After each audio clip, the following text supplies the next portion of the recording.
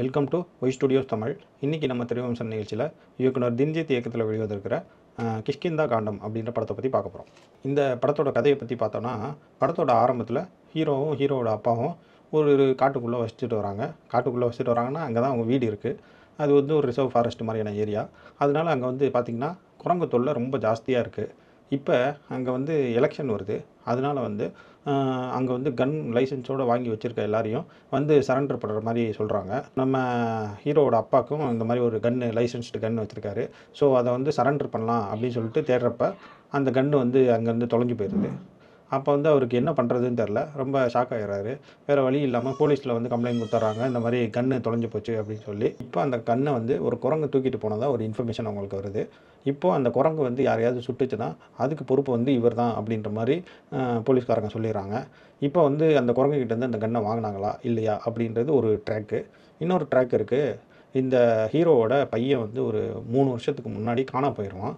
அந்த பையன் வந்து எங்கே போனான் அப்படின்றது தெரியாது. ஹீரோவோட மனைவி வந்து கேன்சரில் இறந்துருவாங்க. ஸோ வந்து அந்த பையன் வந்து எங்கே போனான் அப்படின்னு தேடிகிட்டே இருப்பாங்க. அந்த ஹீரோவோட பையன் வந்து தொலைஞ்சு போனதுக்கும் இந்த கன்று தொலைஞ்சு போனதுக்கும் இல்லை இந்த கன்னை வந்து குரங்கு தூக்கிட்டு போனதுக்கும் ஏதாவது சம்மந்தம் இருக்கா அப்படின்றது தான் மீதி கதை. ஸோ இப்போ வர மலையாள படங்களுக்கு வந்து பொதுவாகவே பார்த்திங்கன்னா எல்லாமே நல்ல ரேட்டிங் தான் கொடுக்குறாங்க, நல்ல பாசிட்டிவ் ரிவ்யூஸ் தான் கொடுக்குறாங்க.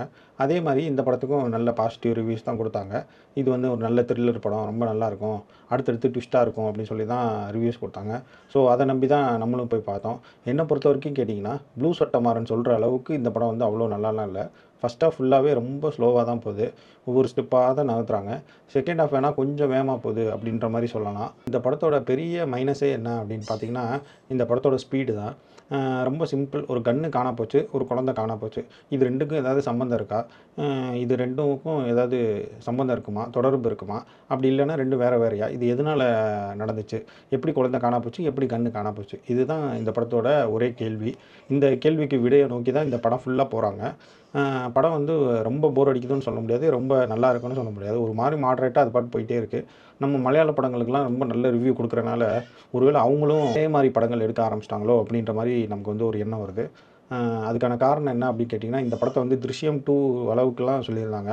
புக் மை ஷோலையும் 9 பாயிண்ட் ரேட்டிங்லாம் கொடுத்துருந்தாங்க, 9.2 ரேட்டிங்லாம் கொடுத்துருந்தாங்க. எனக்கு தெரிஞ்சு அந்த அளவுக்கு இது வந்து ஒர்த்து இல்லை அப்படின்னு தான் சொல்லணும். எனக்கு தெரிஞ்சு ஒரு 7 ரேட்டிங் இல்லை 8 ரேட்டிங் கொடுக்குற அளவுக்கு இந்த படம் நல்லாயிருக்கு. மற்றபடி பார்த்திங்கன்னா, இந்த படத்தில் நடிச்சிருந்த ஆசிஃப் அலி, அபர்ணா மௌலவி, ஆசிஃப் அலிக்கு அப்பாவாக நடிச்சிருந்தவங்க இவங்க எல்லாமே ரொம்ப நல்லா நடிச்சிருந்தாங்க. ராதா ரவி, நிழல்கள் ரவி வர சீன்லாம் கொஞ்சம் நல்லா இருந்துச்சு. இந்த படத்தில் வந்து அங்கங்கே கொஞ்சம் லேக் இருந்தாலும் இந்த படத்தோட பாசிட்டிவ் என்ன அப்படின்னு கேட்டிங்கன்னா, படம் ஆரம்பித்து 2 மணி நேரத்தில் முடிஞ்சிடும். படத்தில் பெருசாக எந்த பாடல்களும் இல்லை, காமெடி சீன் எதுவும் இல்லை. எடுத்துக்கிட்ட கதையை நேர்கொண்டு அவங்க பாட்டு சொல்லிவிட்டு படத்தை முடிச்சிடுறாங்க. அந்த ஒன்று பாசிட்டிவ் தானே தவிர இந்த படம் வந்து எதிர்பார்த்த அளவுக்கு ட்விஸ்ட் அண்ட் டர்ன்ஸ்லாம் இருக்குது அப்படின்னு சொல்ல முடியாது. படம் வந்து ஒன் டைம் வாட்சாக தான் இருக்குது.